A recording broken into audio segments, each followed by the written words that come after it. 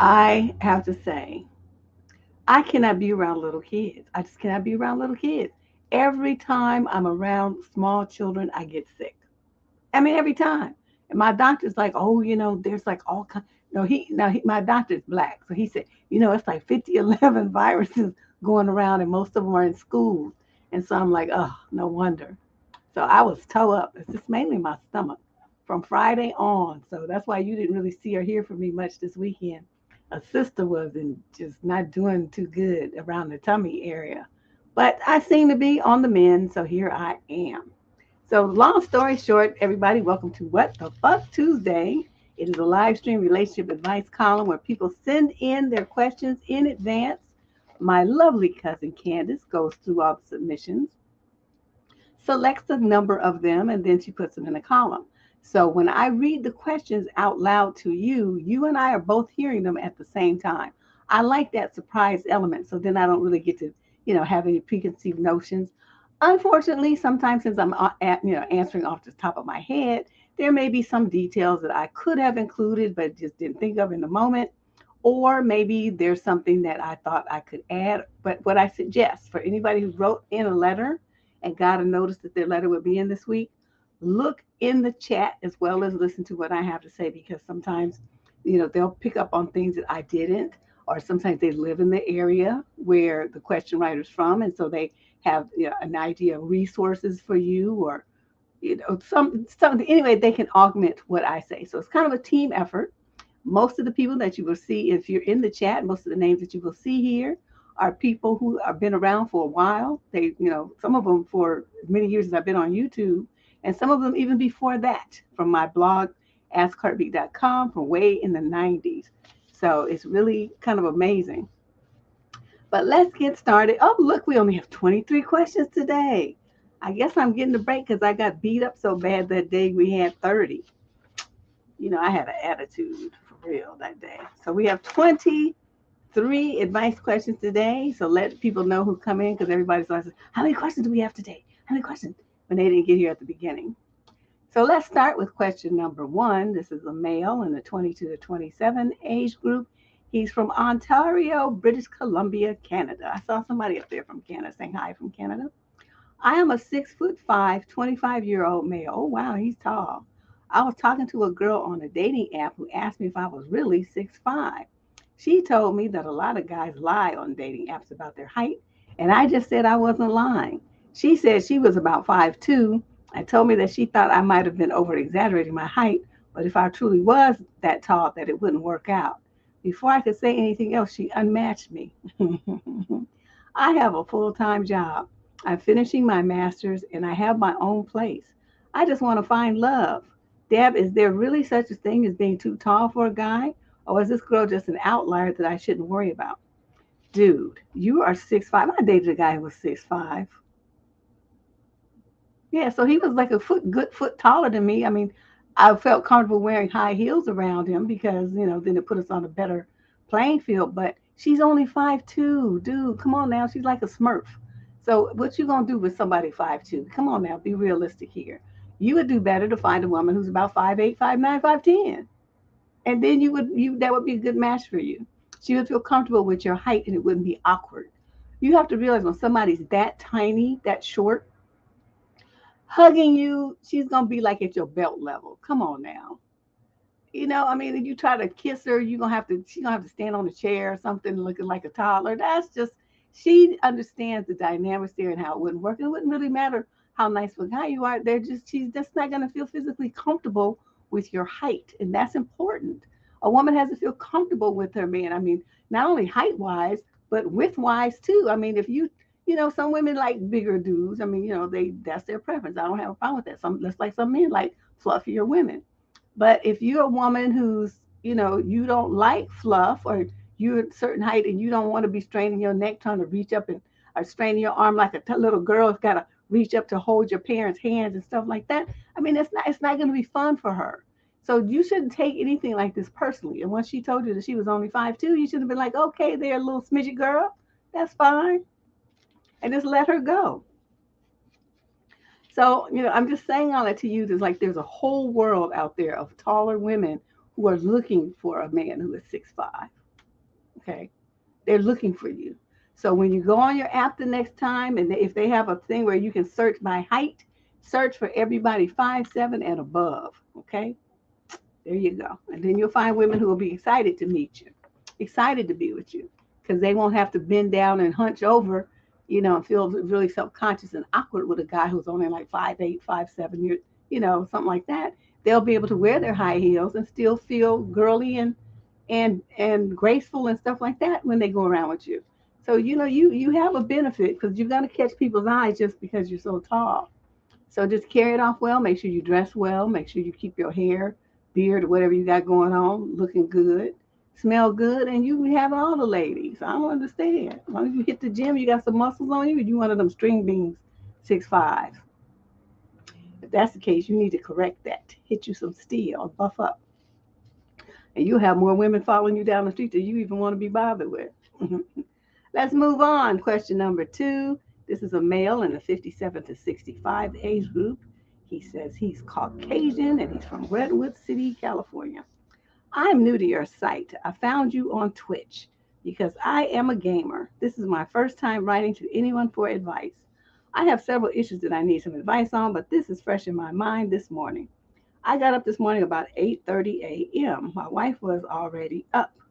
I saw the hamper was gone from the bathroom, so she must be downstairs doing laundry. So I get some coffee, sit in my chair trying to wake up. When she comes back upstairs, she has the empty hamper. She sits on the floor and proceeds to tell me that my, quote, painting room is gone. I had a room where I had a small corner with some acrylic paints and brushes.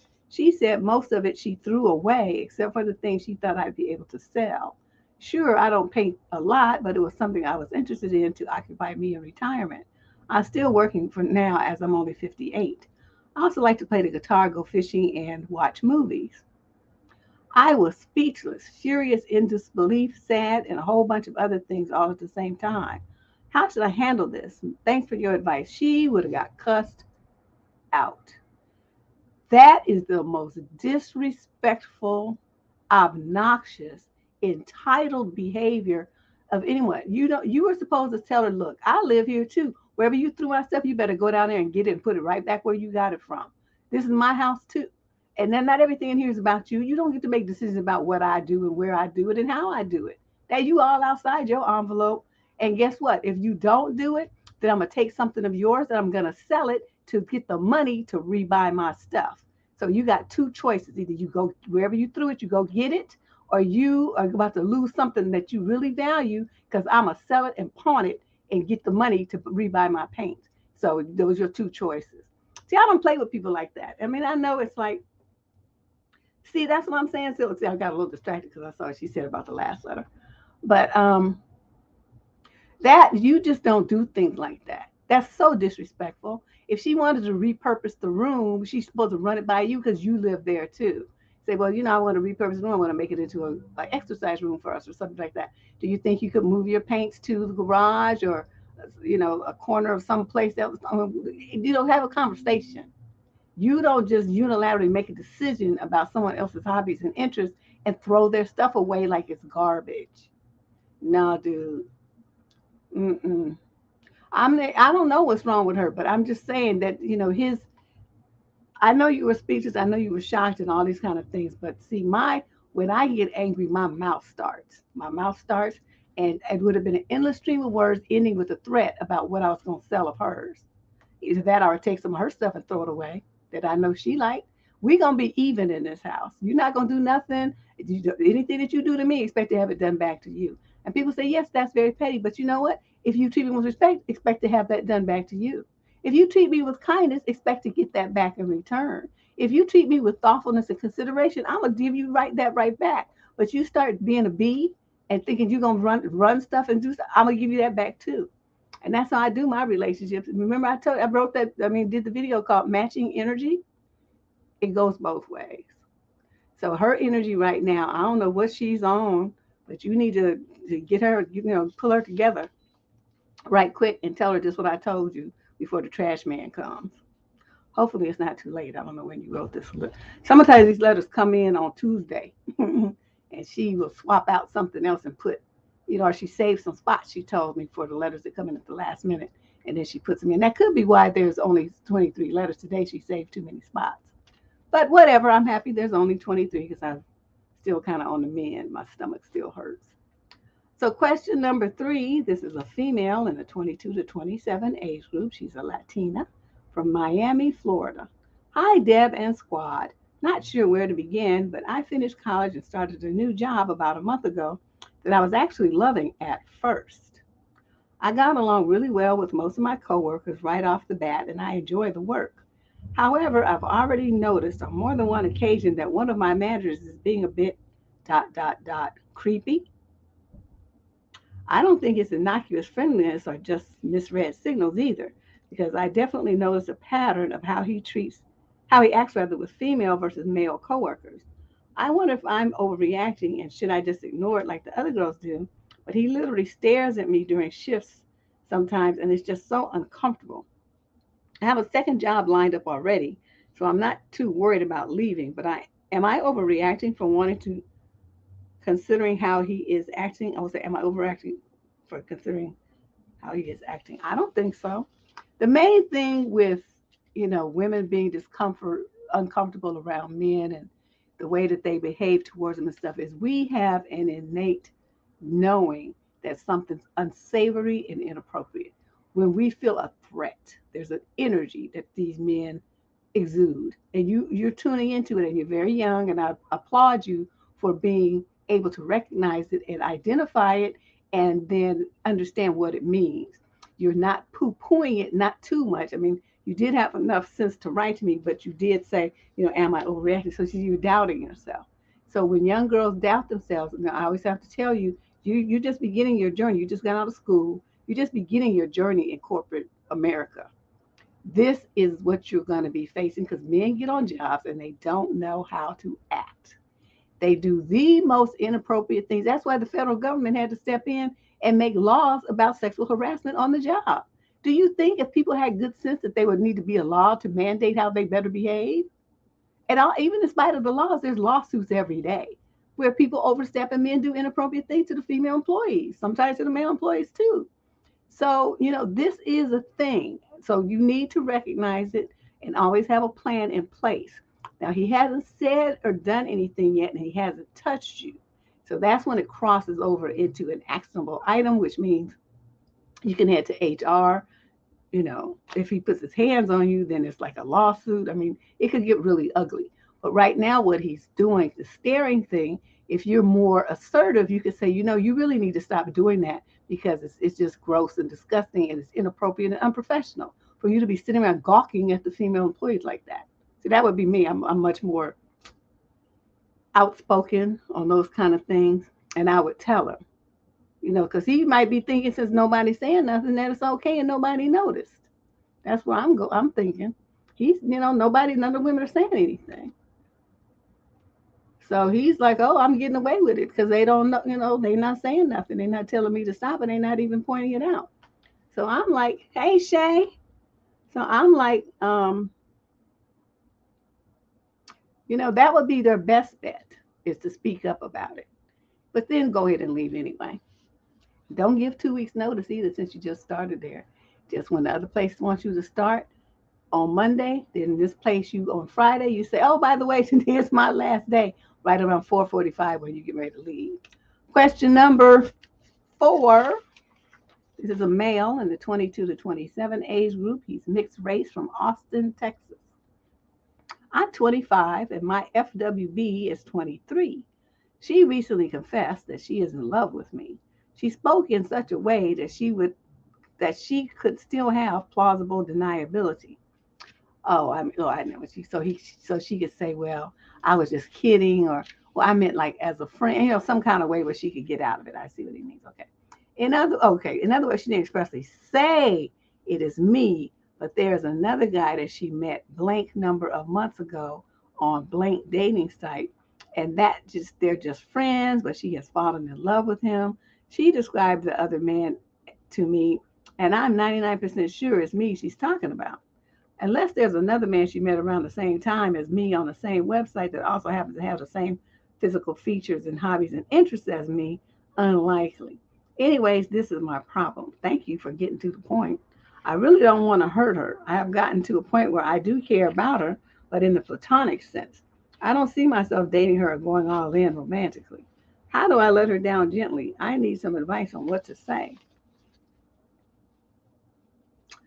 Well, you could play it like how she did. She's playing the cagey thing where she met this dude, this and that, blah, blah, blah, and she's falling for him and she just was this and that. And so then you playing the same game back would just say, wow, that sounds like kind of a dilemma. Well, what was the structure of the relationship that they set up? Was it like to be start dating romantically or was it like FWB hookup kind of thing? And so then she gonna have to admit it was a hookup. You say, oh well, you better, that's kind of crazy to fall for a man under that situation because he ain't about you and he ain't about a relationship with you. So you better really, rein your feelings in on that one, or maybe you should just dip out on the FWB since you catching feelings. That might not be a good situation for you. You know what I mean? And you just play it like that, like you have no clue that she's talking about you, and then you gonna talk to her like you don't have no clue that you talking about her.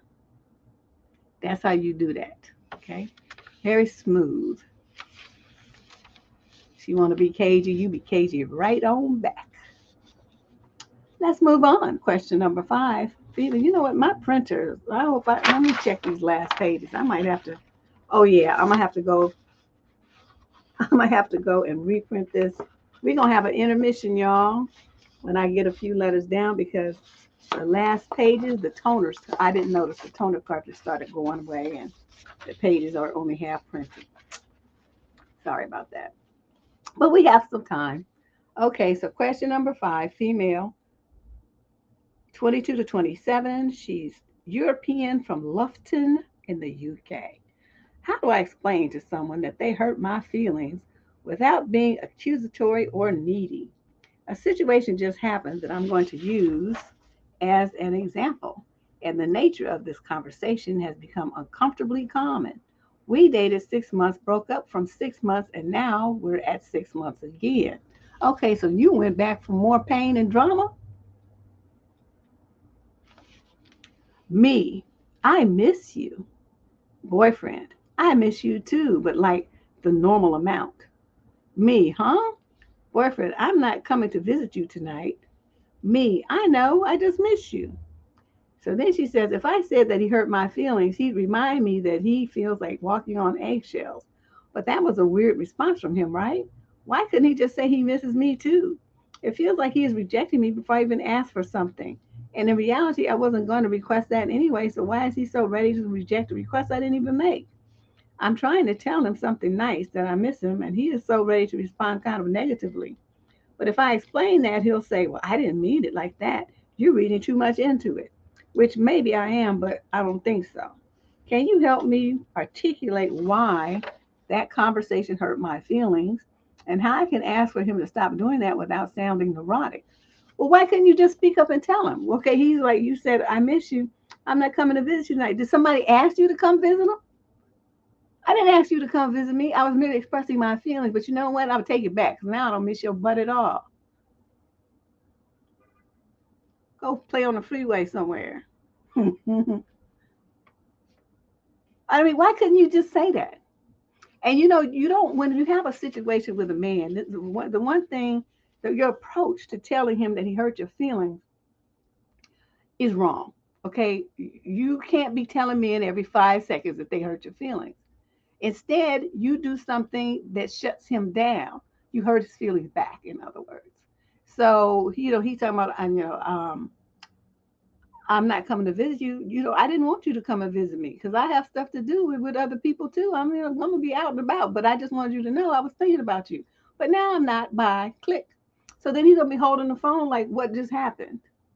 You see what I mean? You're getting too much into your emotions and not thinking about how can I fire back on this fool and shut him down? Because he's going to keep doing this. He's going to keep doing this because of the way that you respond to it.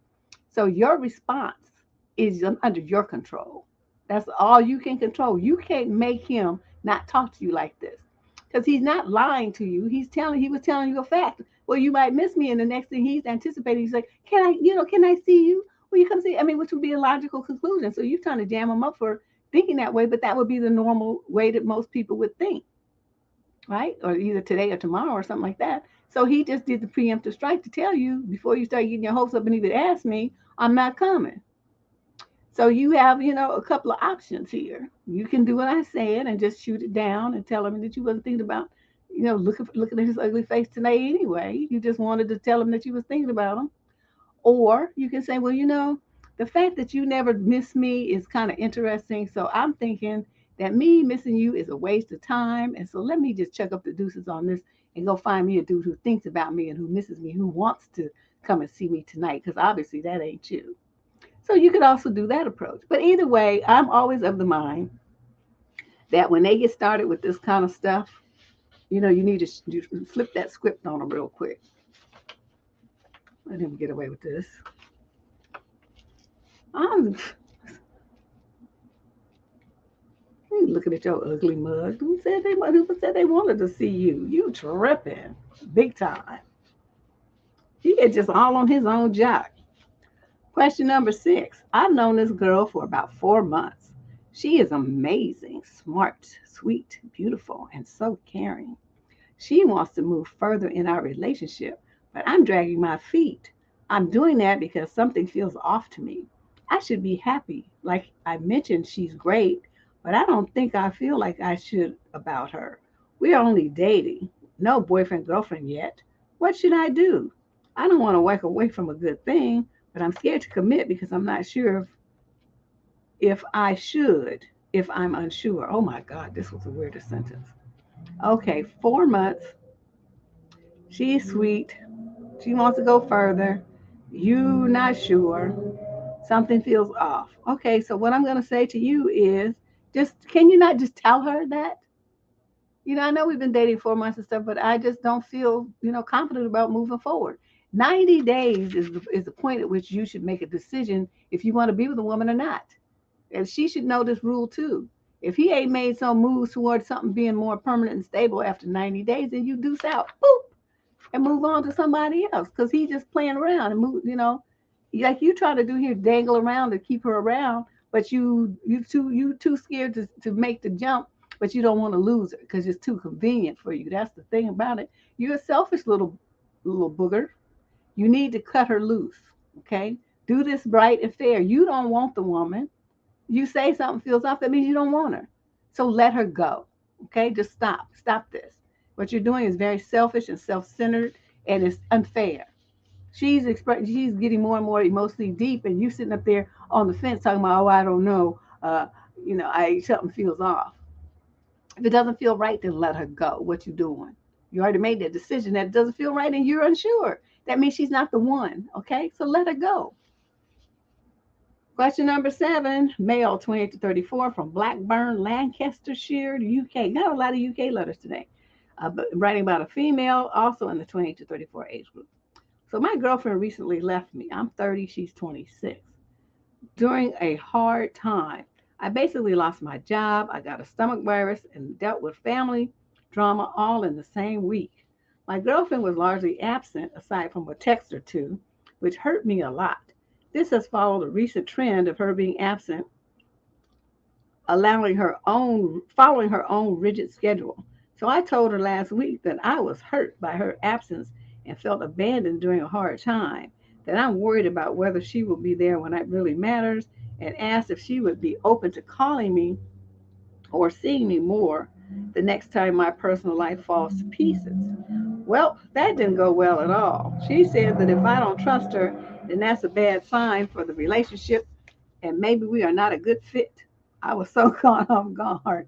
I just apologized and stopped the conversation and felt confused and hurt even more. Did I approach this the wrong way, or is her reaction a cause for concern? You know, the difference between when women write and men write is women always tell you right up front how long you've been dating, how long you've been dating. For her to have this reaction, it doesn't sound like it's been very long. And so she's not that emotionally invested in you. That's why she could be like, well, you want somebody to come over and play Nurse Ratched. That ain't me, brother. That ain't me. That's what she's telling you.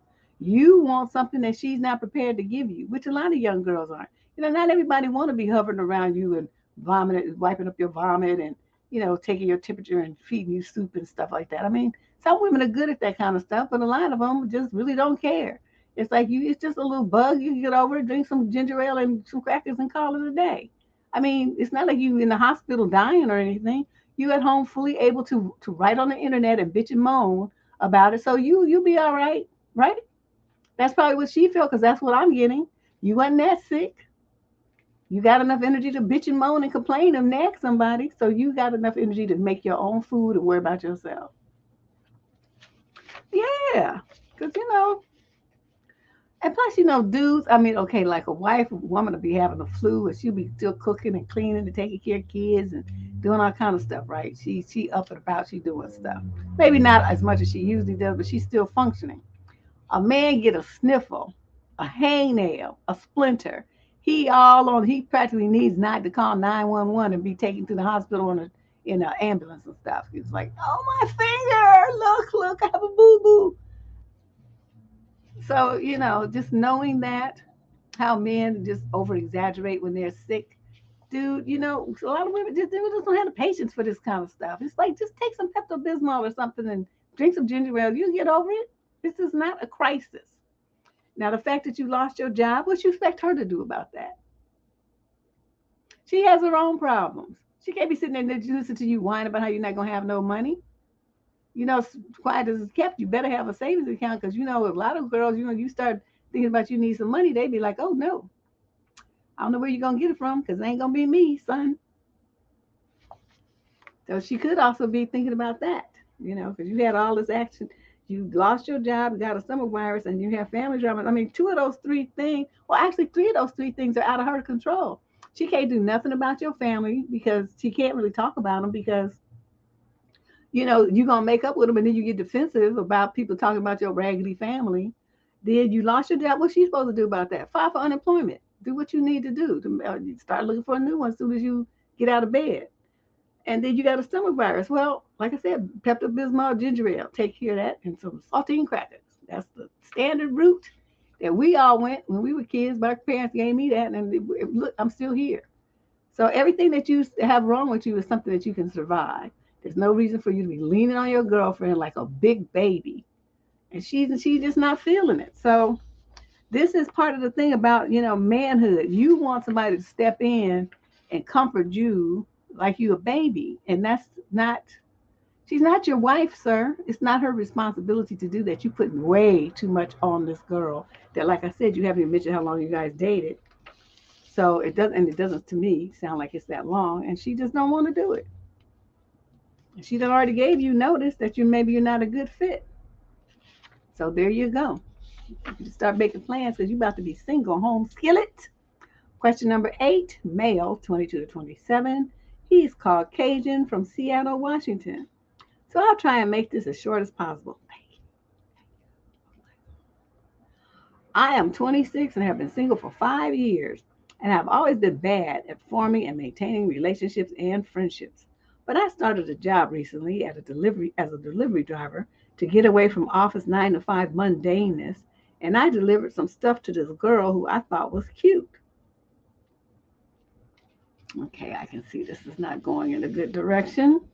We were both pretty awkward at talking to each other, and I don't know whether it was sexual tension between us or if it was just awkward small talk. After my deliveries, the customer has to sign and print their name. So I searched for her name on Instagram and found her account. Is it creepy to add her Insta off of something she had to sign for her delivery? Look here, stalker boy, you about to lose your job. And if you send that and she figures out that you're the delivery guy, you're gonna get fired and your company sued because what you're doing is against the ethics and the practices of your delivery business. I already know this. Every service has that clause in there that you are not to do what you're trying to do. So you found her Instagram. You better unsee it, block yourself from it, whatever you need to do, so you don't do stupid stuff like this again. You're young and you're being super, super stupid right now. Super stupid. This is so inappropriate, so unprofessional, and so will get you fired. And if your company, like I said, if there's anything that she feels harassed about or anything like that, privacy violations and stuff like that, you're crossing over into legal territory. okay, you could catch a stalking case and be in jail behind being stupid. And first of all, when you're making the delivery, you don't be making small talk. You don't be, that's why she was awkward because she's like, why is this guy still here? I already signed for my package, go away. So you need to read your company handbook on how you make deliveries and stuff and follow it to the letter. You make your delivery, you get the signature, and you deuce out. You don't hang around trying to talk to the females and pick somebody up while you're supposed to be working. You're getting paid to work, not get to swerve on. My God. Yeah, I mean, if he does this and she calls his job, he's fired. And he will never get to work in any kind of job like this again because his attitude is all messed up. So, dude, I'm telling you, you headed for dangerous territory and headed for a case. You don't want to do this. Do not do this. Don't ever do anything like this.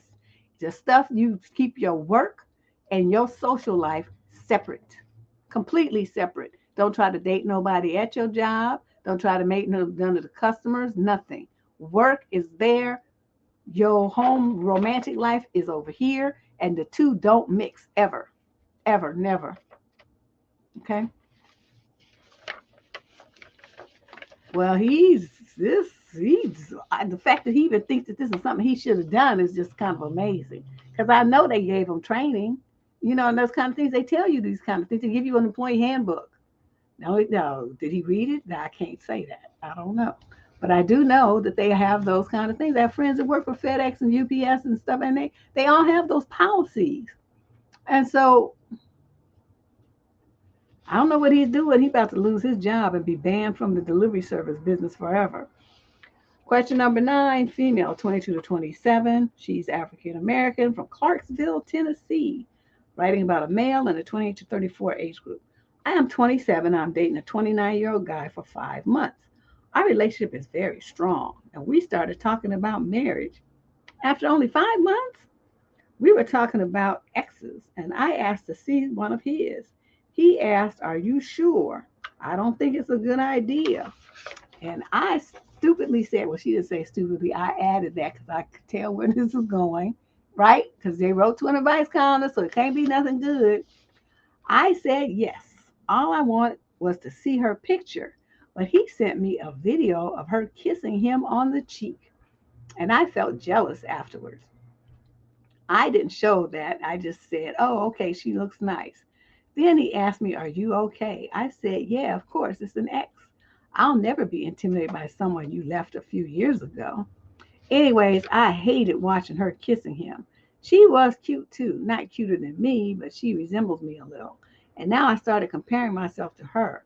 What should I do to get over that feeling? That happened yesterday.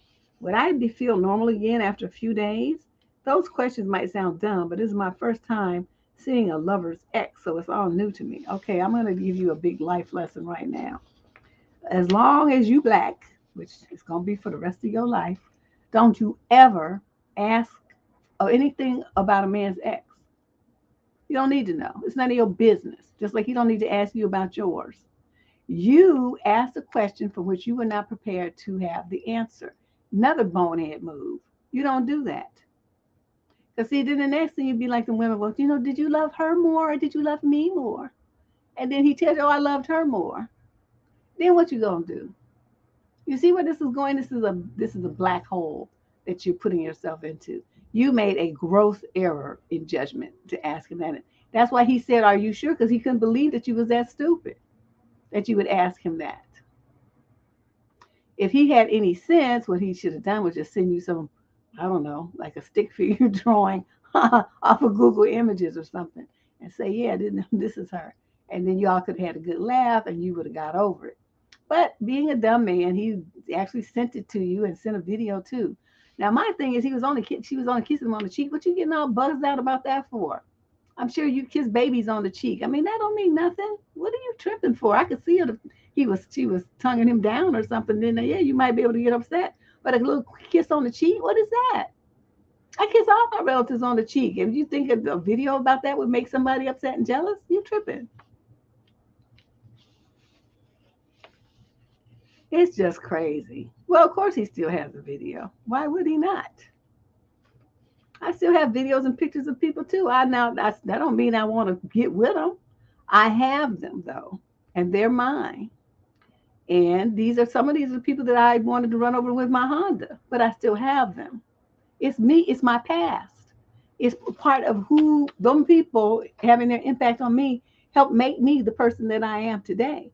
So I don't need to delete the pictures. I don't need to delete the videos. I don't need to do nothing like that because that's my life. It's a reality and it's never going away. It's what happened. It's those people were in my life. So anybody coming now who want to be jealous and act stupid about it, well, I don't know what to tell you. You don't have to reminisce about them. That's not true either. Y'all being all insecure and acting like big babies. People have a life before they met you. Okay? Good or bad, they had a life. Not everybody is so emotional that they want to just throw everything away and burn pictures and do all that kind of stuff. That's an emotional reaction where somebody's out of control. The fact that you have things, gifts that your exes gave you, pictures of your exes and trips that you went on and stuff like that, and mementos or something, pictures, frames, pictures. I mean, whatever they gave you, you don't have to throw it away. You don't have to get rid of it. And it's like I said, it's part of your life. It's part of who you are. Those experiences with those people formed who you are today. If you're going to get feeling threatened and insecure about a memory from the past, then you need to go get on somebody's couch and stay there for a long time till you get over it. Because it's not going to change nothing for the other person. Y'all be tripping sometimes. It be amazing me for as long as you be here. Some of the stuff I see, it's like you still got some work to do. You don't give a shit about somebody's past. You don't. You love the man today, right? Well, that woman helped make him this man that you love today. So you appreciate the work that she put in that you didn't have to. That's the way I look at it. She did something right because, he got me now and I know my standards are high. So whatever she did, it helped make him the better man than he was. And now he's right for me. I look at it like that. That was training wheels. And then in some cases, I'm the training wheel. So, because I'll be like, oh, no, you got to go. We cannot, no, you can't stay here. So, it just depends. So question number 10, anyway.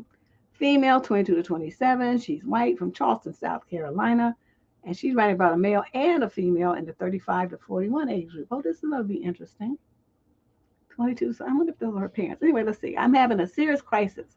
I need help figuring out what to do with the awkward questions my older sister and my boyfriend are asking. Oh.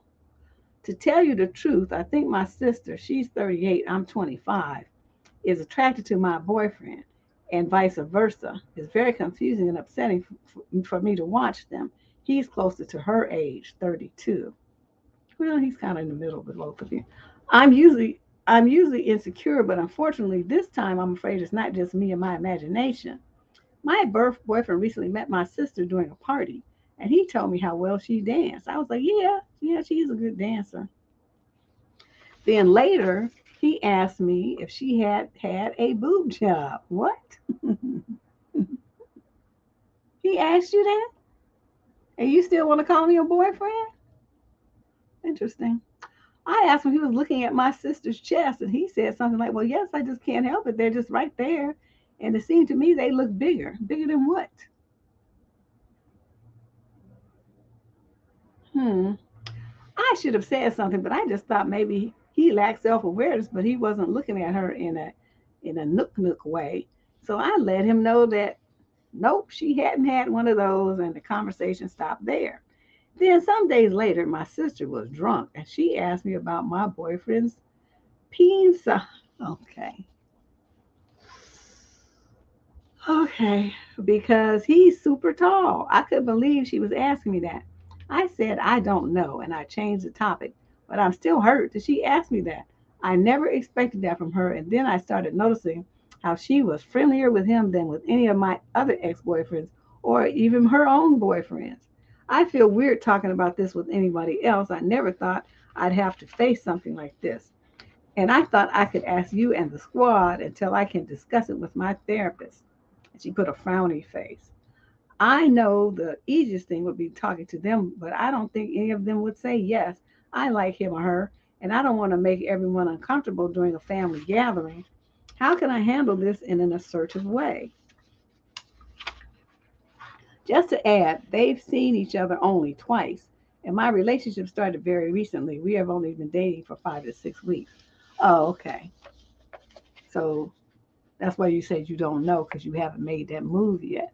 Well, I would suggest before you get in too deep with this guy, since he's showing this kind of interest in your sister, just be blunt with him and say, it's obvious to me that your interest lies with my sister, and she seems like she likes you too. So since we haven't really, advanced this to anything, haven't done anything serious between us, I'm going to give you her number, and y'all go do what y'all gonna do, and I'm gonna stay out of it. You know, I'll just consider myself the matchmaker here that got you two together. So, deuces. You see, I'm the kind, it's like you just met the guy. So it's not like he's your man. You call him, quote, my boyfriend, but, 6 weeks, that's nothing. That's you. It's not like you in love or nothing. So just you haven't even slept with him yet. So, it's not really this situation that you need to be trying to cling on or stake a claim to or anything like that. He's not your man. So just pass him to your sister. Now, if it was me, I wouldn't want my sister's anything that she went out with, looked at, kissed, held hands with, slept, nothing. I wouldn't want anything to do with it because it's like nasty to me. I don't do that kind of stuff. But, if she don't mind and he don't mind, then go ahead. Yep, all the way out. Sailor Screen say, don't, not partially out, all the way out. Exactly. Alhamdulillah, alhamdulillah. And just be out. Because this is a situation, if you keep fighting this, you're going to get hurt very badly. The longer you continue with this guy, the more attached you're going to get to him and the more expectations you're going to have of him and this relationship. You can see that they both have this strong physical interest in each other. And once they get, he can easily find her, like looking on your social medias and stuff to make who you're friends with and find her that way. He don't even need you to make the introduction. And for all you know, that's already happened anyway. But I would just for your own mental health and your own emotional health, you need to let them know that you're bowing out and making a clean break. That's going to be best for you versus them telling you, well, this is what we did, and so he's going to be over here with me versus with you. You want to be the one in the power seat passing him to her, not telling her that she took him, quote, took him from you. You see where I'm going with this? So you right now are in the power seat. Do it. Do it today. This is crazy. Oh yeah, this writing's getting lighter and lighter. Oh, oh, yeah. Oh shoot. By the time we get to question number 17, I can't even see the whole sentence. This is awful. Okay, well here we go. Question number 11. Female, 22 to 27. She's mixed race from Edmonton, Canada. I'll make this short so I don't bore you to death. My husband is autistic, but he's highly functioning. He prefers this term. I know it's offensive to some. I don't care. I just call him weird. We don't do politically correct on this channel, okay? We don't do that. We don't use theys and all them different fancy pronouns, and we don't care about that kind of stuff here. It's he and she. And then on some rare occasions, a shim or a it. That's about it. That's what we do here, okay? So I'm not tripping. And so he does fully understand social situations and consequences because he's highly functioning. Okay. We are 27 and 26 respectively and have been together for 5 years, married for 4.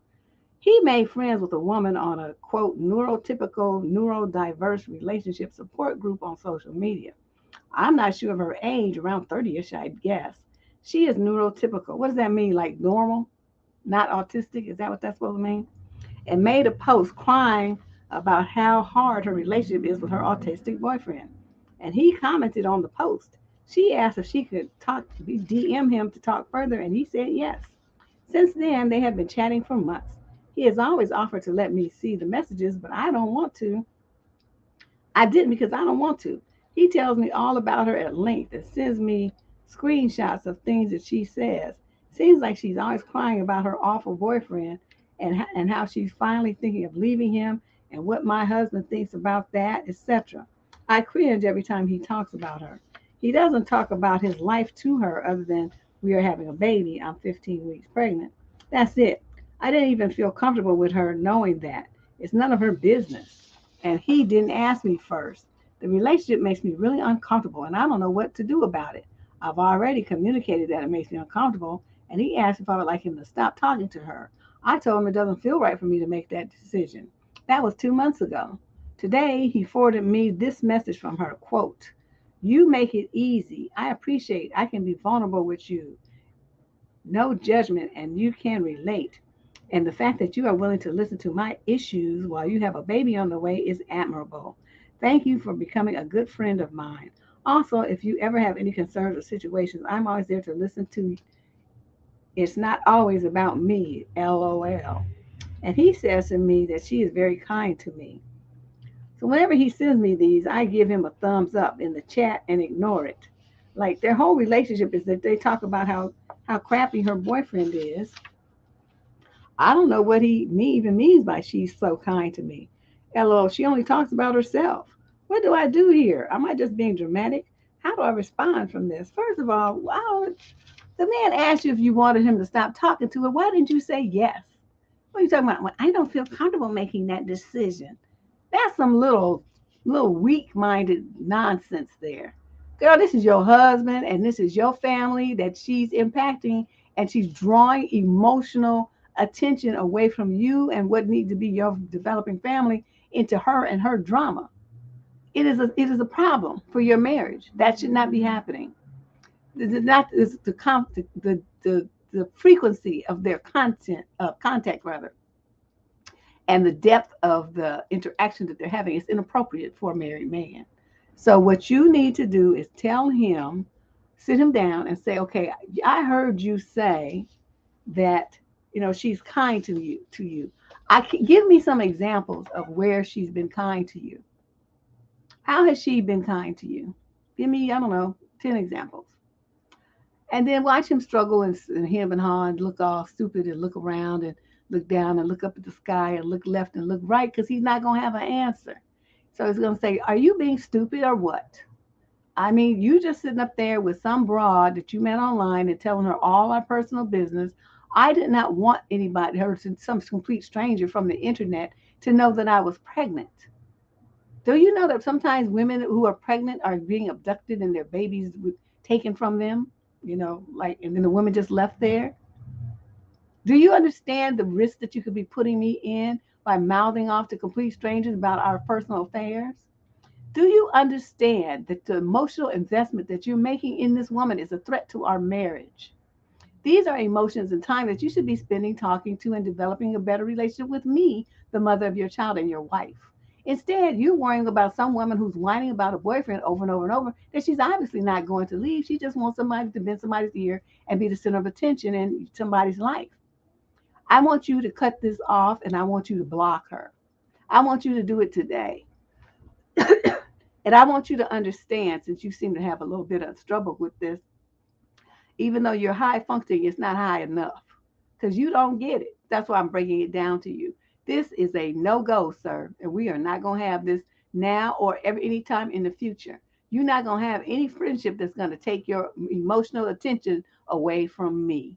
And that's just the way it is. If you don't like it, head to the nearest divorce court and make your magic happen. That's what he would get from me. You are being too passive. You're going to be somebody's mama. You better get your mother bear working right now. Because your husband, even though you say he's high functioning and stuff, there's going to be areas of life where he's just not going to get it. They don't understand nuance and sarcasm and stuff like that very well. It has to be explained to them. So in a situation like this, he's not going to understand some underhanded, backstabbing kind of witch and what her real game is. So you're going to have to explain it to him. You see where I'm going with this? Where some, what you call neurotypical man would understand the game, and he would be like, "Oh no, this cow here, she trying to get no, we ain't doing this."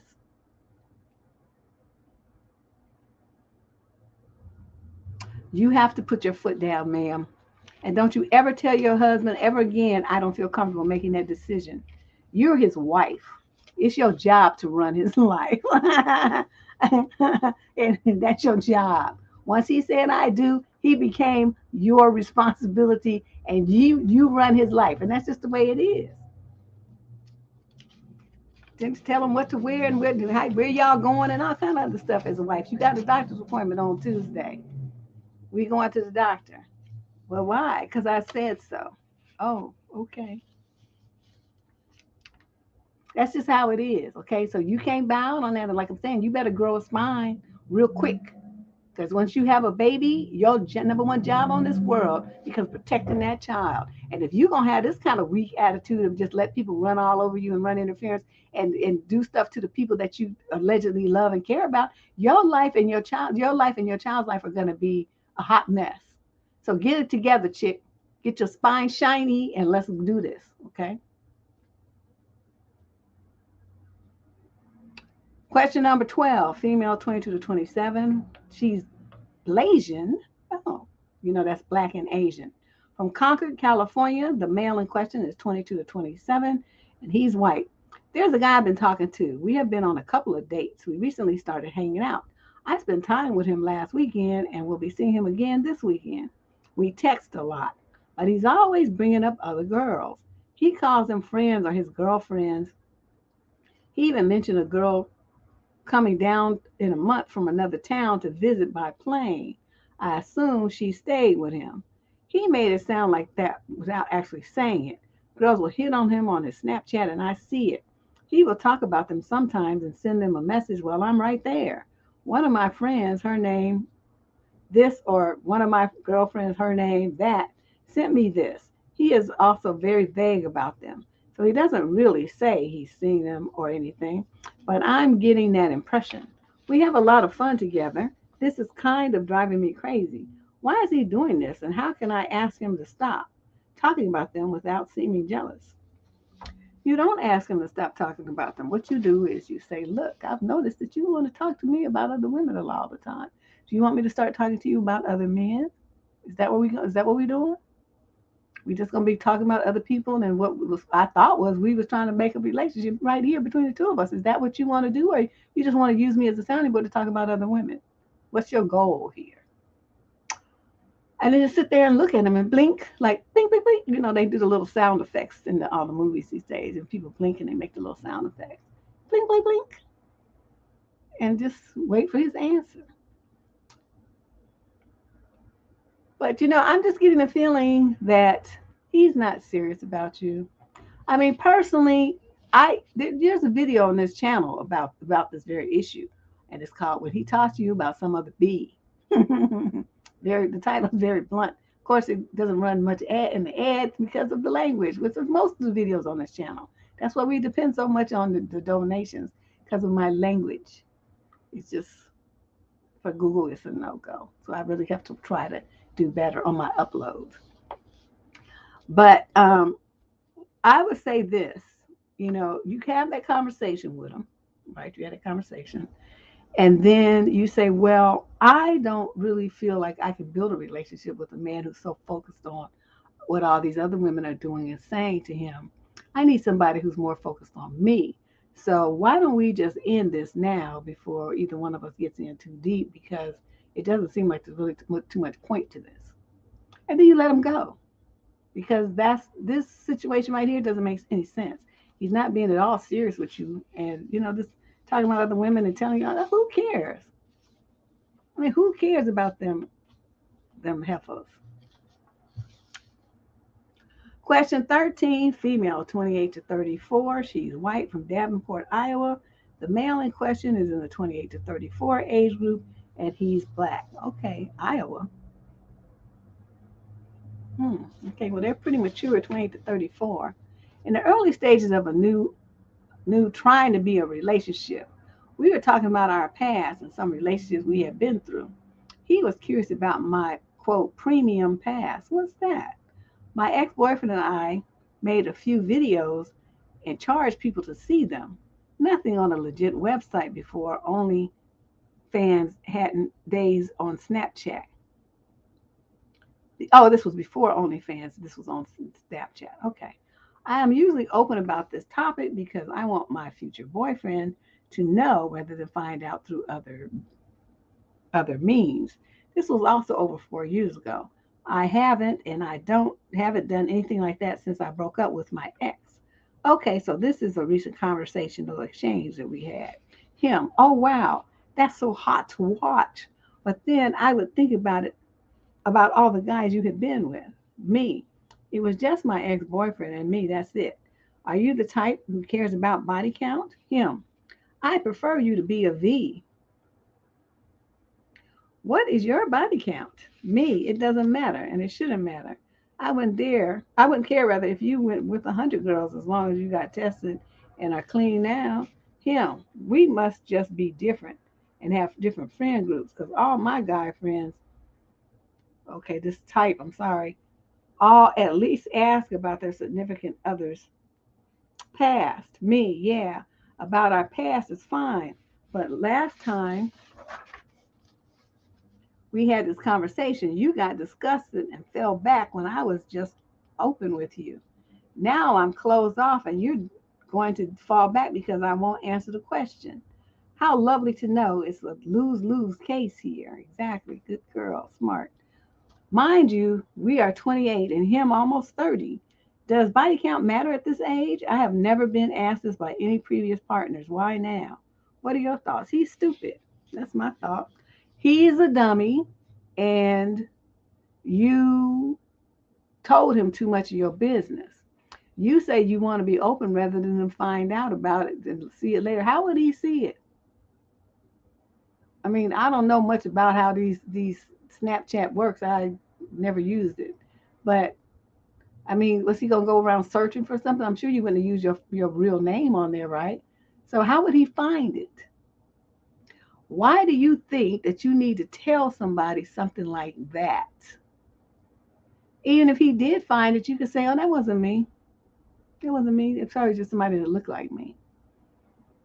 What's he gonna do? Say you lying? I mean, what? Unless you have some like distinctive tattoo or something, birthmark or something that would make it without a doubt you. But sans that, deny, deny, deny. That's my motto. But I'm just not understanding why you felt the need to spill your guts and tell him about something that happened years ago with some other man.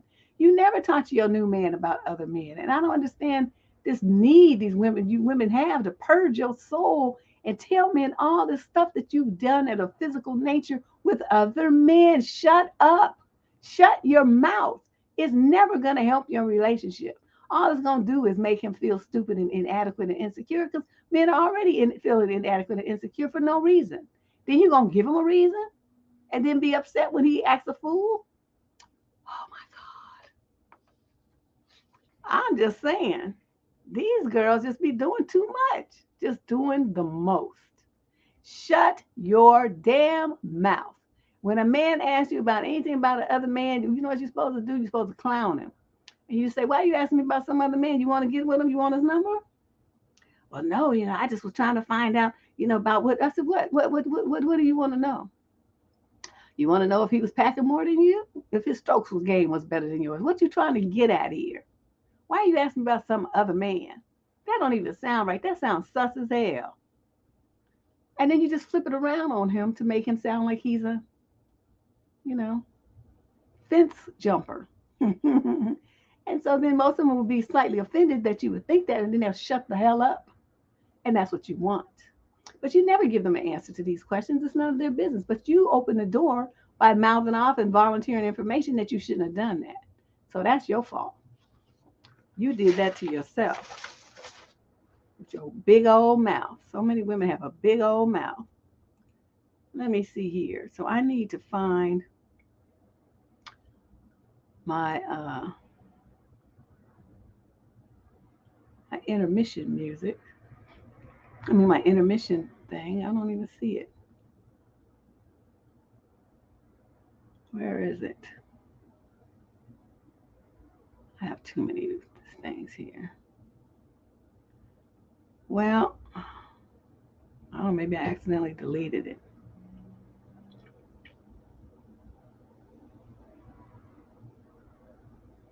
Because I sure don't see it. Yeah, that must be what I did. Well, anyway, let me put this on for a minute and run in here and get the printout of these other pages so I can finish the column because I can't even see. This is a messed up thing with the toner.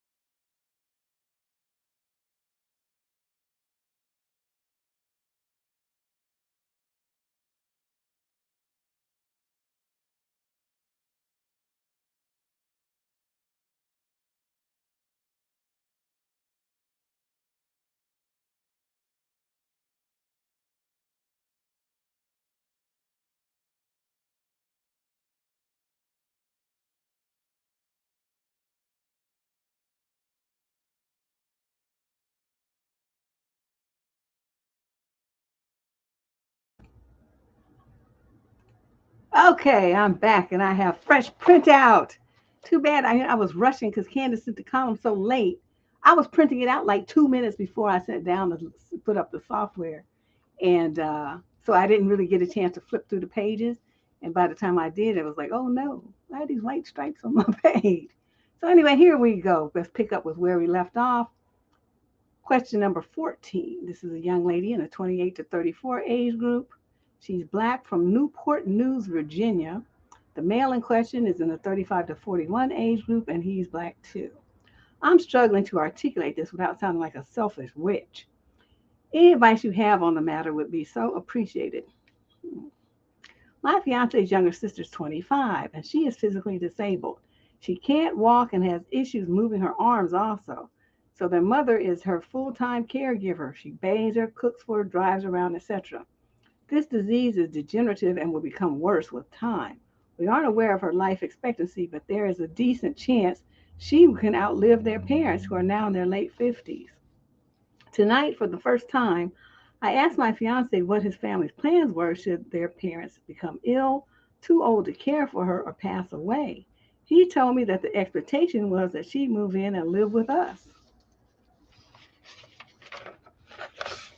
That's so. Deb, I'm truly not sure if this is something I can handle. I let him know that this was a huge ask and something he should have spoken to me about way before now. He replied by saying that I should have known, given his close relationship to his sister, and that when push comes to shove, you do what you need to do to care for family.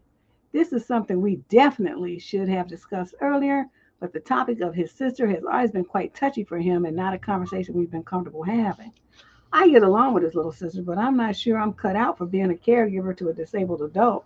We want children in the near future, and I can't imagine caring for them, working full time, and caring for a disabled adult, and maintaining my semblance of a decent marriage. I'm sure it's possible. I'm just not sure whether I want that level of pressure and complication for my life.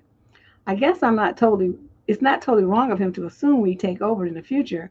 It is his little sister, and he's lived with her most of his life. But I'm still so shocked by the lack of consideration towards me. He's making me feel like a total butt for thinking there were any options apart from us having her over as her caregivers. I'm truly at a loss of what to think. Can you help me sort through my feelings and emotions? Well, I don't know about yours, but mine would be you was good. Because I don't do disabled people.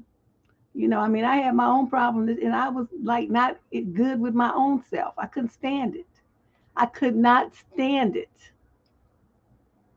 So then, you're right. I mean, if you're going to be a wife and you're going to have a full-time job and you're going to be a mother trying to deal with a baby and a disabled adult all at the same time, you would lose your mind. There's just no way in this world. Because him, he's going to be feeling like it's your responsibility because, you're the girl, you're the wife.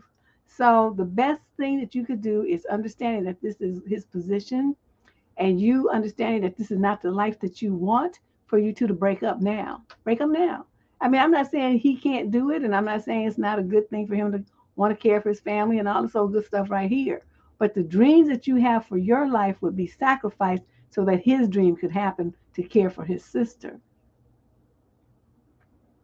You're not even married. Okay, so his sister, his obligation to you, your obligation to him and his sister is nil because y'all not married. And with me, even if I was married, I'd still say no. And if you want her to live with you, that's fine. You can do that. But she ain't going to be living with me.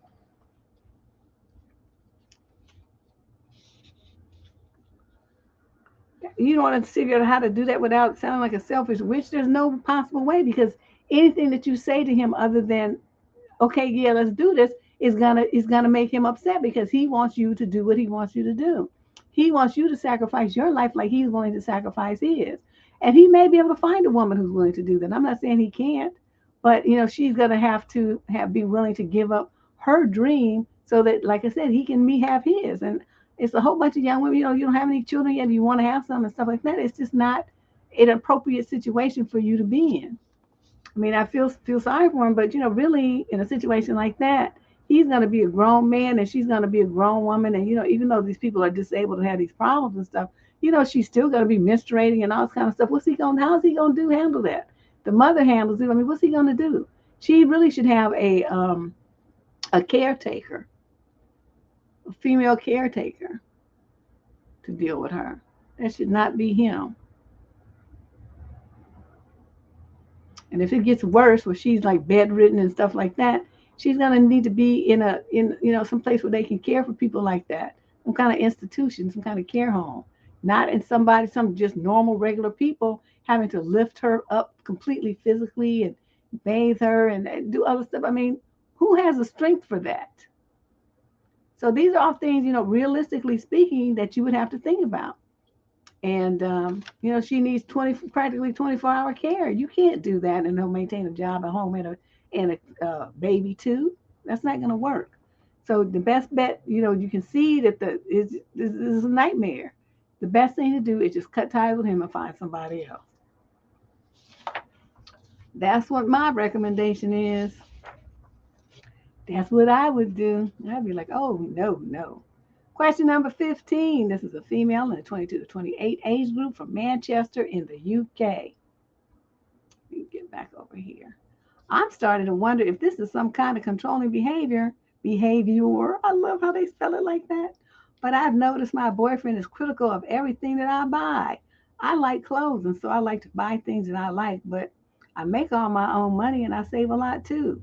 So I don't see this issue with it, as I'm never living beyond my means, and I'm always aware of my finances, and I have savings.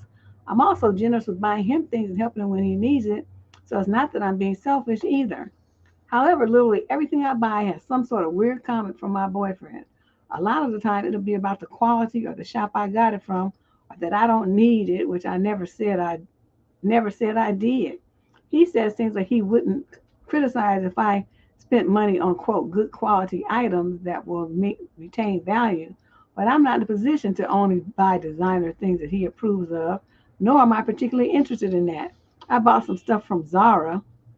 Was that a website or store? I don't know. I really loved it. He went on, asking if I was happy to be supporting sweatshops. It just made me feel really guilty about it. He's also critical of other things I like TV shows, music, and it feels like he's just being a snob. He'll say that things I like are simple or basic. He even criticizes the fact that I like and want flowers and things silly and something that I've got from rom-coms. I find it really frustrating, and it brings me down that I feel like if I buy a new piece of clothing or see something that I like, he'll just criticize it. I've tried to bring it up to him, and he says that he's just trying to stop me from wasting my money when there are things I want that I could save up for and I would have been able to buy by now, but really it just comes across as hypercritical. Any advice would be greatly appreciated. Well, this is the kind of thing you your tolerance level for BS is just way too high for me. First of all, when he's talking about what you buy with your money, you're supposed to remind him, this is my blankety blank money, and I'll spend it any blankety blank way I want to. You shut up. I don't tell you what to spend your money on, and you're not gonna tell me. I'm tired of hearing your mouth about everything that I buy. I buy it because I like it, and that's the way I'm gonna continue to do. And anytime you don't like what I buy with my money, then you can get the F out. That's what you can do. I don't care about your opinion about what I buy. Your opinion is irrelevant. Just like you about to be if you keep running off at the mouth. You're going to be irrelevant and somebody in my rear view mirror. I'm not interested in hearing all this conversation from you. So, I don't like, he just everything about you, he criticizes every single thing about you. You know what that really means, though? You have a very insecure man who doubts himself, and he tries to make himself feel better and superior by judging you, by condemning you, by putting you down and picking you apart. You sound like you have a bubbly spirit, like it's really not bothering you too much because you don't even understand that that's what's going on. So, I guess that part of your personality is good, is protecting you from this. But the bottom line is no woman should be in a relationship where she's being torn down instead of built up. So any man in your life that's not building up and making you feel better and more wonderful and accomplished and like you can do anything and be successful is no man that you need to have in your life. So for me, this guy should be, nexted. I can't even think of the words to say how fast he needs to be gone out of your life. This is nobody who's bringing you any benefit. And then you sit up there talking about how you help him. Does he help you? Does he give you money? Is it all a one-sided thing? I would be thinking if that's the case, that he doesn't want you buying all this other stuff because then that gives you more money to spend on him and more money to give him. So think about that. I'm not saying that's a fact. I'm just saying think about that possibility. And if there's been anything that's happened in your relationship that might back that idea up, okay? Because I'm highly suspicious. You could have saved and this and that. Yeah, well, I could have, but it's my money, so I decide what to do with it. Not you. So I don't know. It's just some of this vibe I'm getting from him. I'm just not really feeling dude at all. Question number 16 is a male in the 28 to 34 age group from Brooklyn. He's a Latino. I am 28 and I should know the answer to this question already, but admit I was caught off guard. So I was at dinner tonight with a big group of my friends. We're all guys. And when we were leaving, a table of 3 women asked me to come over to their table. One of them pointed to her friend and said, "We just wanted to tell you that she thinks you're very good looking." I responded by thanking her and saying that that was very nice of her. I paused a bit and then began walking away. Now that I'm sitting here in the car feeling bad about how I responded, the girl who complimented me was obviously a bit shyer since her friend spoke for her, and I almost feel like I may have brought her self esteem down by not reciprocating with the compliment and then slowly walking away after saying thank you. I have a girlfriend, so it wasn't like I was going to ask for her number or anything, but just wanted to see if any of you ladies on the squad think I should have responded differently. Overall, I'm probably overthinking things a bit and feel terrible that I may have hurt the girl's confidence. Can you tell me what my response should be in the future if this happens again? Dude, you. First of all, you just way too much on your own job to think that you have the power by through 2 words, but thank you, to damage somebody's self-esteem and confidence. You tripping. You need to take a pen to that big head you have and stop thinking that you just to cast me out and got all this power over complete strangers. You don't. Now, since you have a girlfriend, when she called you over, first of all, why'd you go? Okay, but whatever. You probably was curious. Okay, so you get there. My friend wanted us to tell you that she thinks you're good looking. That would have been the time to, okay, if you want to respond with snark, which would have been my chosen way, I would have said, "What is your friend too? She can't speak up for herself? This is not grade school." And I would have turned around and walked away. Now, in that case, I would have heard her confidence and self esteem, deservedly so. Because, you in the 28 to 34 age group, so they have to be somewhere around there. That's too old to be acting like that. Now, that's what the response would have got from me. You're acting rather juvenile. And they would have got that face, and then I would have walked away. Then, or you could have walked up and said, you say, "Well, thank you. My girlfriend thinks so too." That accomplishes 2 things. It thanks them, but it lets them know that you were off limits and don't try to get your flirt on with me because I'm taken. You see what I'm saying? That's another way that you could have approached it. If you didn't want to be snarky and you just want to be, quote, nice. And you sitting up there thinking that she was shy and you putting all this thought on it. You're not supposed to be thinking about this girl. Think about your girlfriend, fool. You're doing too much. She said she was acting stupid and they probably was drinking and acting all silly and immature anyway. It's nothing for you to get all wrapped up about. Because like I said, I know me, I would have been like disgusted. My friend calling you over like my friend wants us to tell you that she thinks you're cute. She would have got to snark. She would have got the sharks. Are we 14? What is this? You can't speak up for yourself like a grown ass woman? You got to get your girl to tell me that like you still in middle school? And they would have got that kind of face, and then I would have deuced out later and then just walked away in disgust. Then they would never do that again because they would see that that was stupid. Stupid, stupid, stupid. Okay? So that it just depends on your personality and how you feel in the moment. I always choose petty and snarky. Those are my go-to responses, and they've never failed me yet. Okay, question number 17, male, 50 to 56. He's white from Santa Rosa, California. I found you on Quora and have been a fan the last 6 months.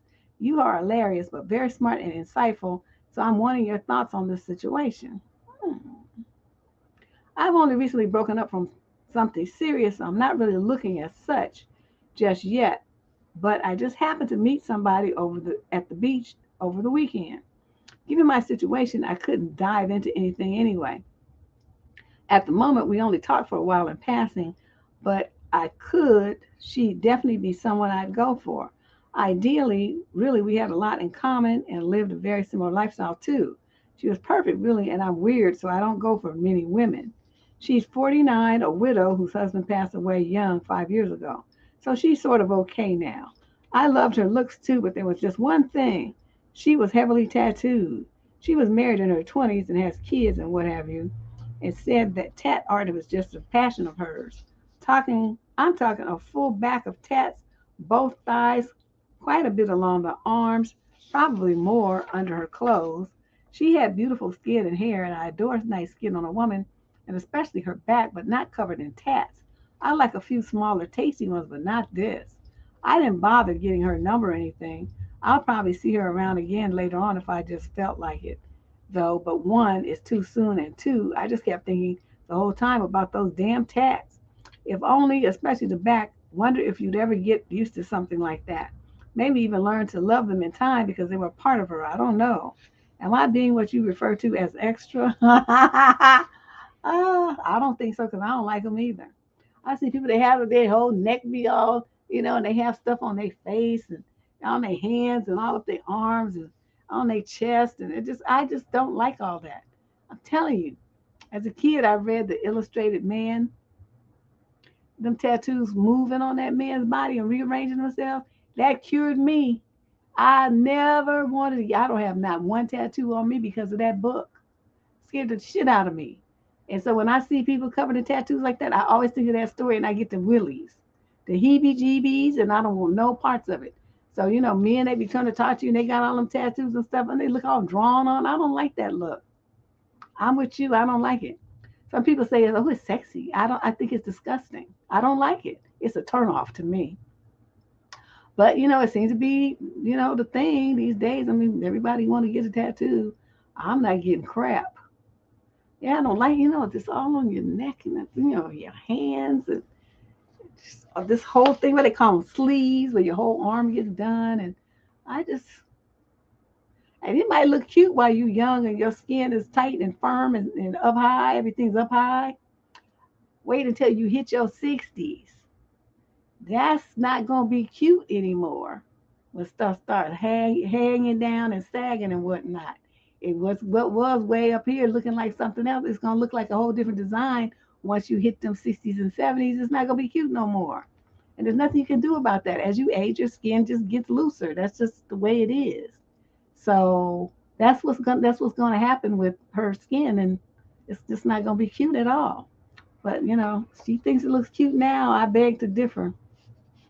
So I don't know. I like my skin looking just like this, fresh and pristine, clean and just plain. That's what I like.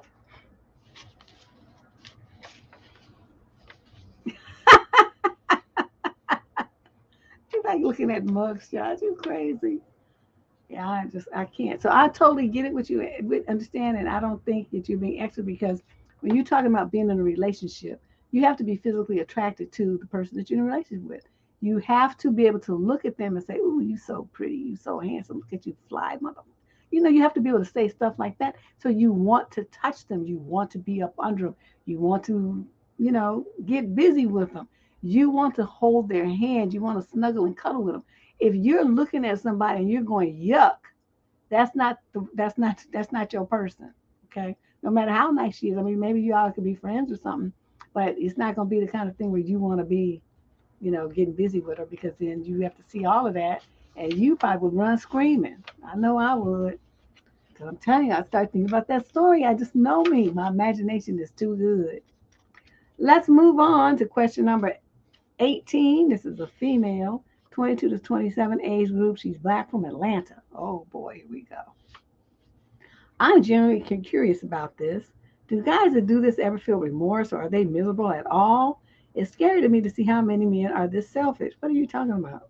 Deb, I've had several instances where I make intentions clear in the beginning of dating and I ask, and she put that in caps and bold and stuff, for the guy's intentions. The ones that are honest, everything runs more smoothly.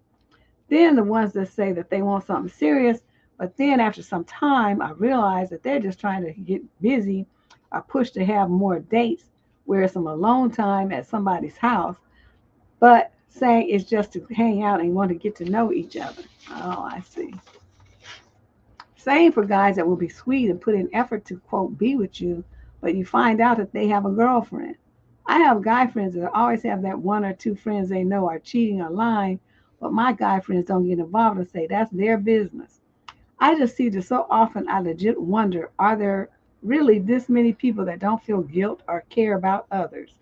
If y'all have more tips on how to avoid these types of dudes, let me know. There are some good actors out here. What to look for, good and bad signs? Well, all over this channel, there's videos that will answer that question on the playlist on, relationship. What's it called? Well, anyway, look at the playlist. There's relationship observations where it talks about, these kind of things that you notice, things I notice in relationship behaviors, things that happen. It's a whole playlist of relationship observations. There's the dating question and answers, which all of these are under, as well as some other videos. There's a video playlist of stuff targeting women. So look at the playlists on the channel, pick one, and just let the videos play. There's hundreds of them in each category, and take notes. And I'll give the answer to your question live within them. I've put a lot of work into all the videos on the channel. They are very informative. All you have to do is listen and take notes, and then put what you took notes on into action. Your dating life will improve immediately. You'll be making smarter choices, and you'll have better boundaries. And those are the things that you need to have out here in these dating streets. These streets. But and also you ask a man. Okay, this is the part that, this was the early part of this. Okay, you said that you ask what the guy's intentions are. Why do you do that? Why do you do that? What is it that you think you're going to get except for a lie?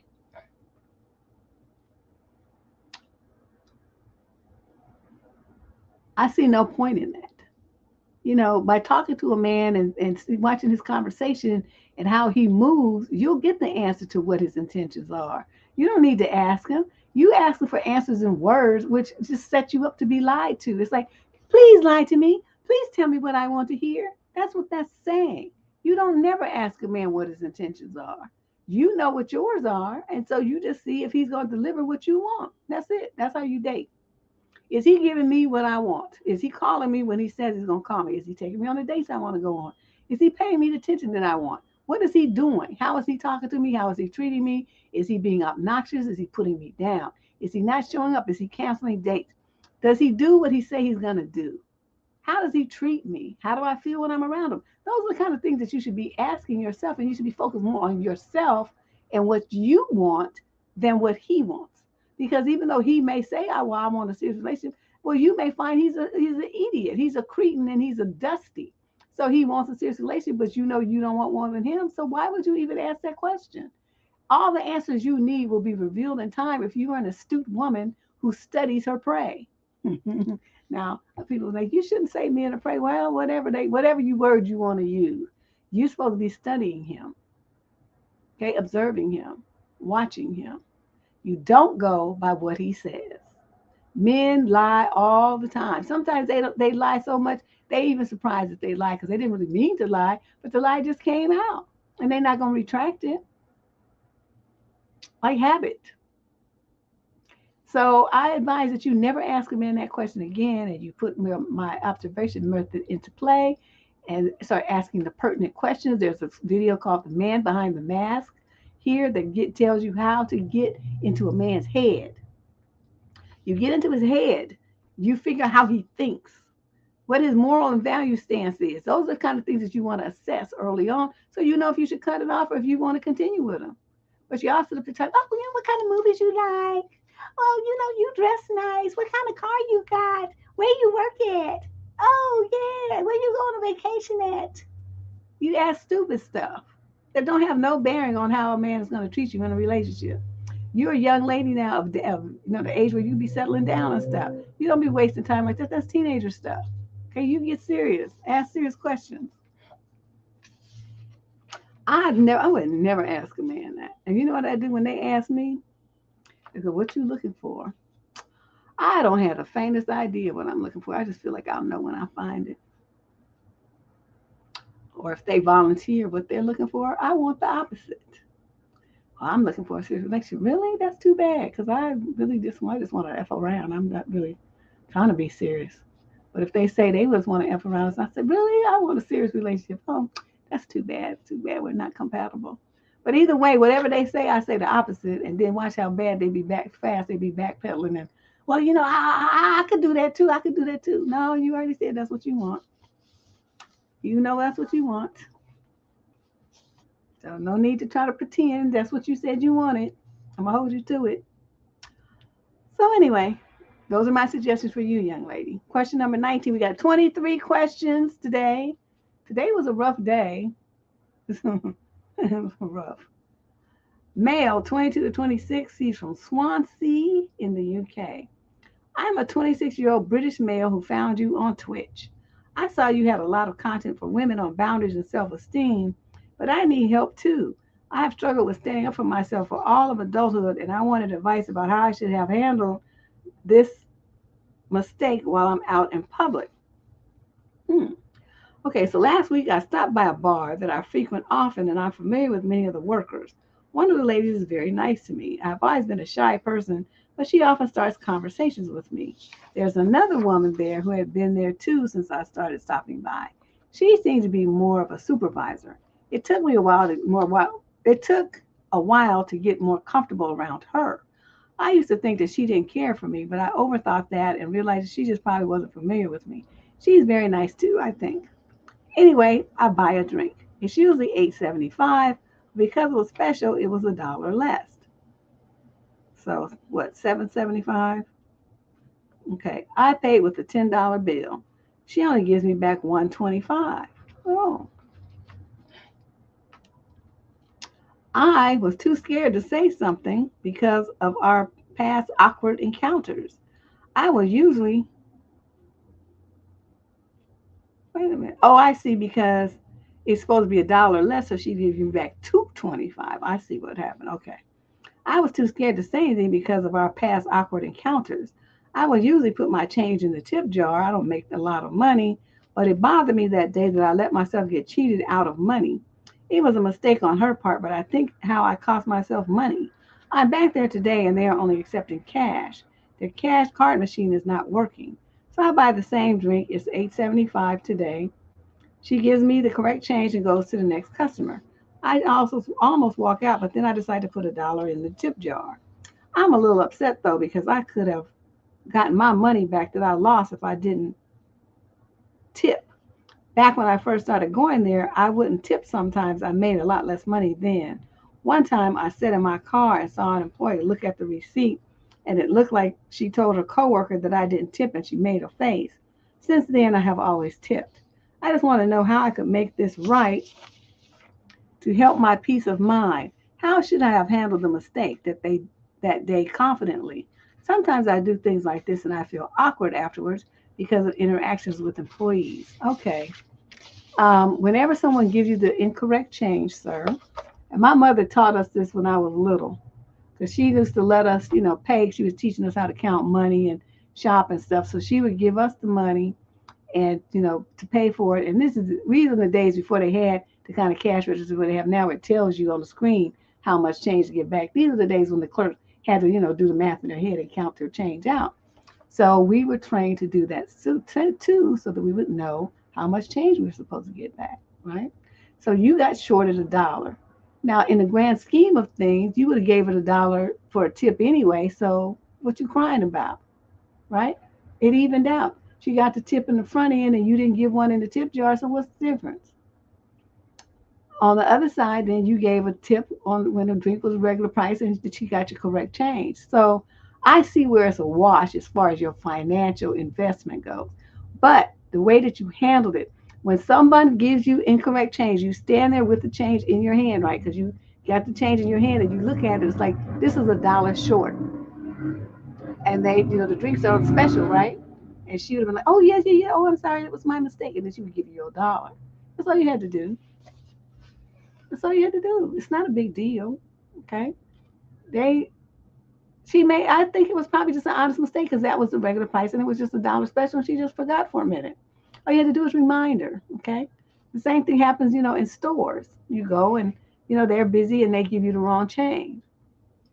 You don't put the change away. You just keep looking. You can look at it or you can sort through it with your finger and see that it's not the right amount, and you say, this is not right. You need to recount this and give me the rest of my money. And then they'll look at it and they'll take it back out of your hand. That's why it's important that you don't push your hand below the counter. You need to keep your hand up so they have security cameras, right? The security cameras see that you did not touch the money, you didn't move the money stayed in position, visible.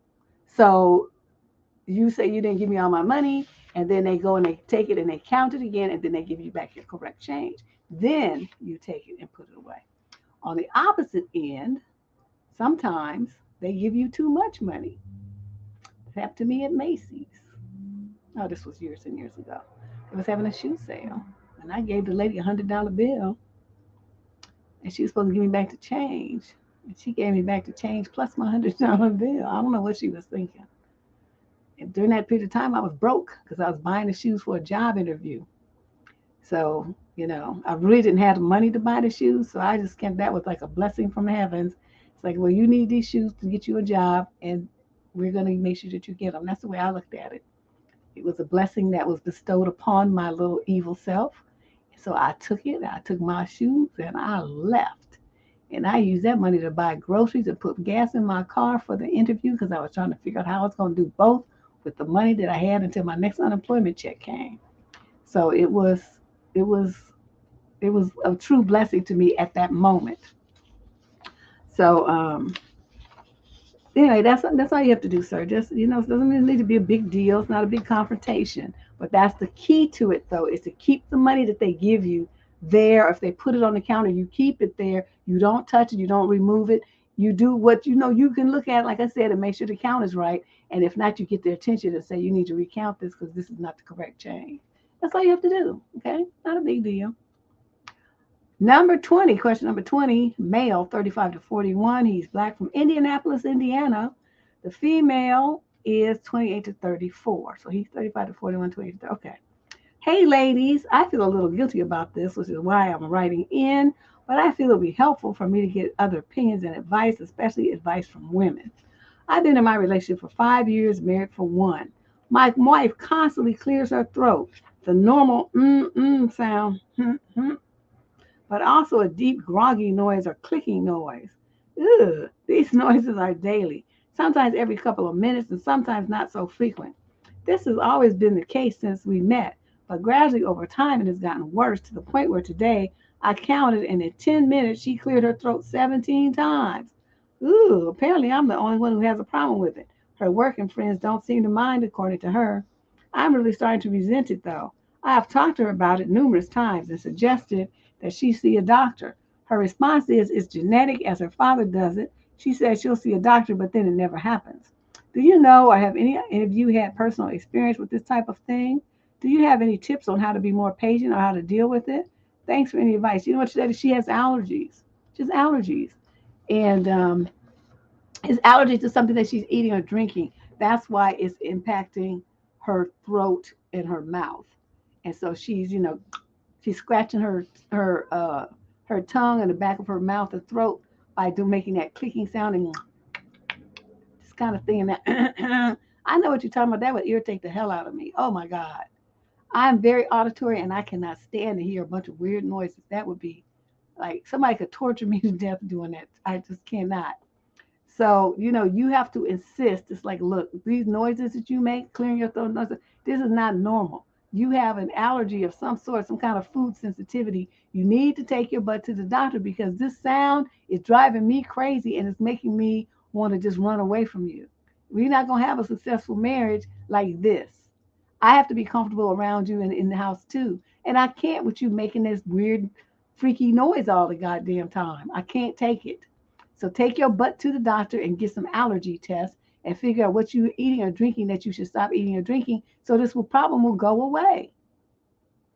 You being stubborn about not going to the doctor is going to make your marriage have problems. So you figure out which one you want to do. And I hate to have to put it to that level, but that's pretty much the way it is because you're being auditorially tortured. And she just going through life talking about it's hereditary. It's not hereditary. It could be part of be a habit that she picked up from her father, and that part could be true. But that's not hereditary. It's not like it's in a gene. What could be the problem, though, like I said, that is hereditary is allergies to certain food substances, pollens, dander, that kind of thing. Do you guys have a cat or dog? What did you notice happening around the time when it got worse? What changed in your environment? Think about that. Because if you added a dog or a cat, it could very well be the problem. The dander could be the issue. So think about it. But, the main thing is start pushing her to get allergy tests. That's what she needs. And then, she can eliminate those substances and then the problem will go away. Question number 21. This is a female in the 28 to 34 age group. She's African and she's from London, England. The male is 35 to 41 and he's white European. Hiya, it's my first time writing to you. I have 3 children with a man that I love very much. He has treated me very badly over the years to the point I don't recognize myself anymore. He takes the C word, the white powdery stuff, and lies about it and sleeps in until the afternoon like a teenager. I asked him to stop, and he has these moments of realization where he says he can't believe he has treated me this way and me and the kids and his world. And then he really shows us the man he can be. He makes a lot of money and provides well for us, and the kids love him when he is awake and can be bothered to parent. I am at breaking point. It's like I'm dealing with 2 different people. I'm pretty sure he is a narcissist and only acts like he's the perfect family man when I pull him up on his behavior and leave him for a while, but I'm not sure. I'm very confused as to who he really is as we get a few different personalities.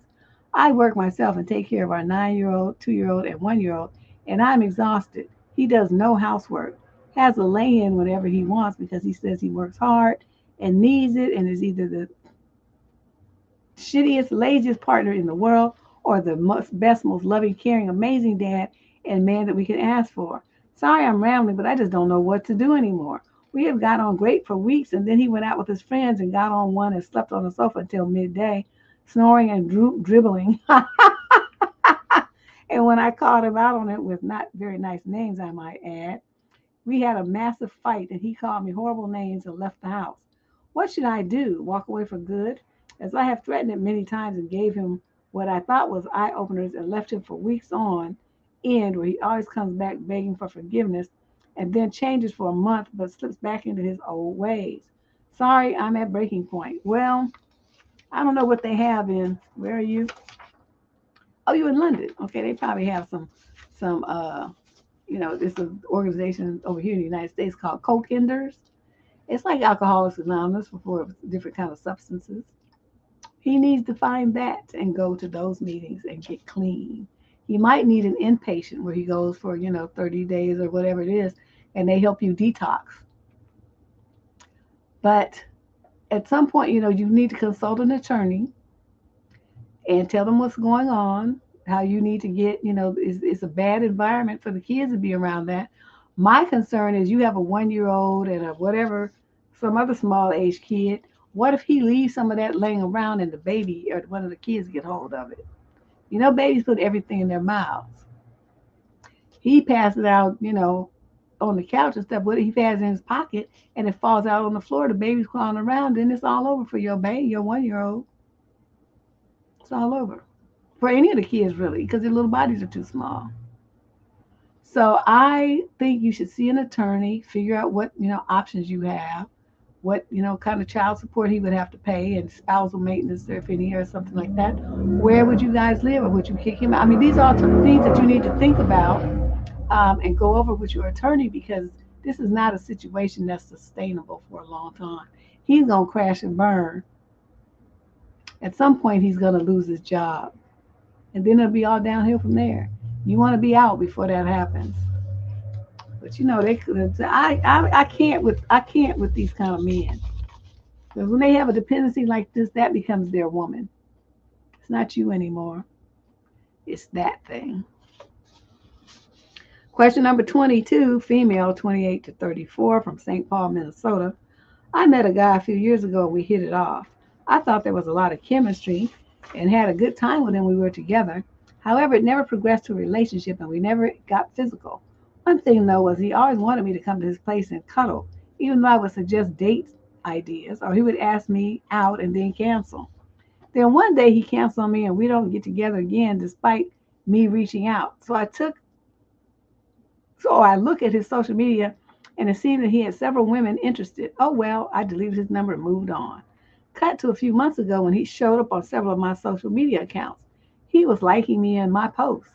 At first I just ignored him, then continued to do that and match with me on sites. Then out of pure curiosity, I liked him back. And he messaged me that he missed me and wanted to talk. So he asked me to come over for dinner and cuddling and tells me that he's not dating anyone. But looking at his social media, it seems like there is someone else. But really, that doesn't matter because since then, he's gone back to being unavailable and canceling plans. I really was hoping because he said he missed me that things would be different and start progressing. I was really hoping that this would develop into a relationship. Should I tell him this? Or should I just delete his number again or something else? You should delete his number this time and you should block him. What are you doing? How many times do you need a man to tell you by his behavior that he don't want you? If a man makes a date with you and then he cancels, to me that indicates that he's not interested. You gave him multiple times to treat you like that and dog you out. And then he left and came back and you let him back in to do it some more. What is wrong with you? This is so inappropriate. You got to do better than this. You can get rid of this dusty fool. Block him on any and all avenues, all social sites, all dating sites, all your email, your phone, everything. Block him so that you do not make this mistake again. It's not going to be a relationship. How can you have a relationship with some man who's treated you like dirt? You think he's going to magically stop treating you like dirt? Because he came back? Talking about he missed you? His behavior is not showing that he missed you. I keep telling you, you got to watch what they do. You're not handling this well at all. Thanks, Rye. You're not doing well. So this is kind of disappointing, actually. You had a chance to get away from him. You noticed that he was doing something else, and you deleted his number, and you moved on. That's where you should have stayed. You made the mistake letting him back in. You never let garbage back into your house. Like my daddy said, fresh, smelling, fragrant roses, once they die and start deteriorating and rot, they don't never go back to smelling like fresh, beautiful roses. Never. So you keep thinking that, you go get them back to being rosy, and it's not going to happen. Okay, so let this go. Block him so he can't find you again. And now you really do need to move on with your life. Okay. And our final question for today, our dramatic printer day on what the fuck is this going on here? Tuesday. Let me put this across the stream for those of you who want to submit a question to the column. You can either look in the show description down below and click the links that says get free advice, or you can log on to Debsterism.com and look on the nav bar at the top, and you'll see a thing that says get advice. It takes you either one. It takes you to the same form. So there you go. You just fill out the form and press send, and then it will come to us, and then we can look at it and decide if this has enough appeal that other people would want to hear the question as well. So here's our final question of today. Female, 22 to 27. She's from Yonkers, New York. I've been seeing this guy for months now, and while I think he's pretty awesome, I just don't think he wants a relationship with me. We haven't discussed this, was probably a mistake. One time we talked about this topic, and he flat out told me to look for a serious relationship. So you got like a little FWB, and he told you to your face to look for a serious relationship if that's what you want. It is outside of our usual topic. Is this a subtle way of him saying that we shouldn't be hooking up anymore? No.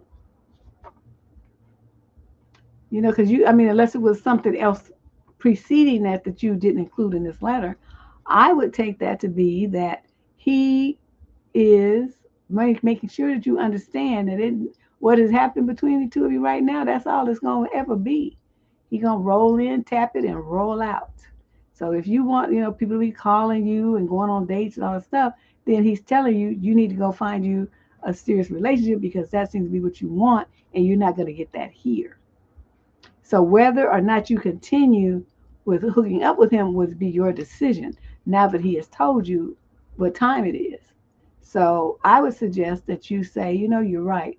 This isn't really for me, and I thank you for bringing, for waking me up. I don't know what I was thinking, and that's what I'm going to do. I'm going to look for something to be more serious and stop doing this. So it's been great knowing you. It's been a wonderful experience. Thank you very much for all the good times. Hasta la vista, baby. And do sound. Yeah. So the only reason he would say you shouldn't be hooking up anymore is if he found somebody else that he, wants to get serious with. And so he don't want to do this dib and dab thing with you anymore. Or if he feels like you're getting too clingy and too emotional and he needs to back you up. So those would be the two reasons. Because if, it's a cool FWB situation and everybody's cool and everything's good, then they just going to continue it until they meet somebody else. So I would think it would be one of those two things. But generally, but that's if there's some context here that you did not share. But just based on what the words are that you put here, I would say he feels like you're getting too attached and he wants you to know that this ain't that kind of party. And if you want all that commitment and love and be somebody to be checking on you and calling you and taking you places and doing stuff with you, that you need to go find that somewhere else in a serious relationship with someone else. I would think that's what that's all about. But, I could be wrong. So let's see. What do we have here? Oh, we're going to have, I wonder which one is the right one.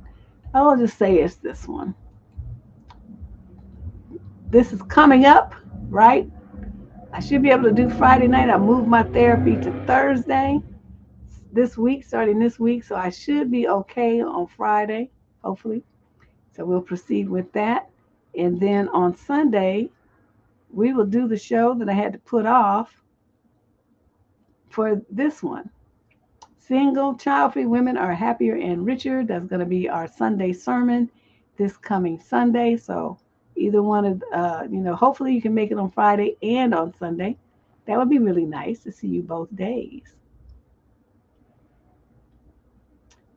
Other than that, I guess that's it, huh? That's it for our show today. And we'll be back on Friday night for the Giggle Show and on Sunday to talk about single women and why so many women are turning away from marriage and having kids these days. It should be an interesting discussion. I'll see y'all on Friday night at 6 p.m. Pacific. Bye-bye.